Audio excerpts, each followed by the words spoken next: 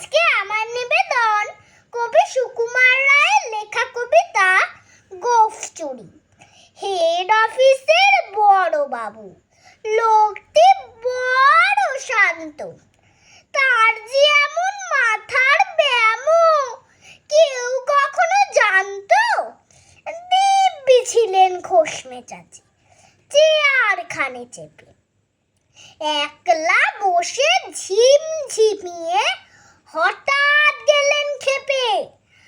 আতকে উঠে হাত পা ছুঁড়ে চোখটি করে গোল, হঠাৎ বলেন, গেলুম গেলুম, আমায় ধরে তোল। তাই শুনে কেউ বুদ্ধি ডাকে, কেউ বা ডাকে পুলিশ, কেউ বা বলে কামড়ে দেবে, সাবধানেতে তুলিস। ব্যস্ত সবাই এদিক ওদিক করছে ঘোরাঘুরি। বাবু হাঁকেন, ওরে আমার গোঁফ গিয়েছে চুরি। গোঁফ হারানো আজব কথা, তাও কি হয় সত্যি?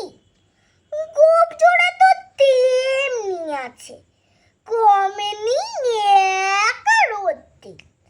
সবাই তারে বুঝিয়ে বলে, সামনে ধরে আয় না, মোটেও গোঁফ হয়নি চুরি, কখনো তা হয় না।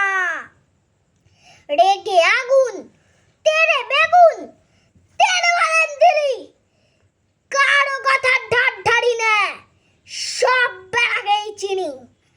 নোংরা ঝাঁটা, খ্যাংরা ঝাঁটা, বিচ্ছিরি আর ময়লা, এমন গোঁফ তো রাখতো জানি শ্যাম বাবুদের গয়লা। এ গোঁফ যদি আমার বলিস, করব তাদের জবাই।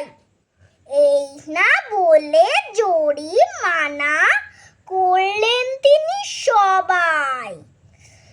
ভীষণ রেগে বিষম খেয়ে দিলেন দিকে খাতায়, কাউকে বেশি লাই দিতে নেই, সবাই চড়ে মাথায়। অফিসের এই বাদরগুলো মাথায় খালি গোবর, গোঁফ জোড়া যে কোথায় গেল কেউ রাখে না খবর।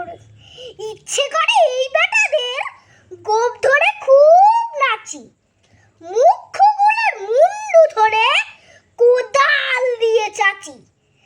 গোঁফকে বলে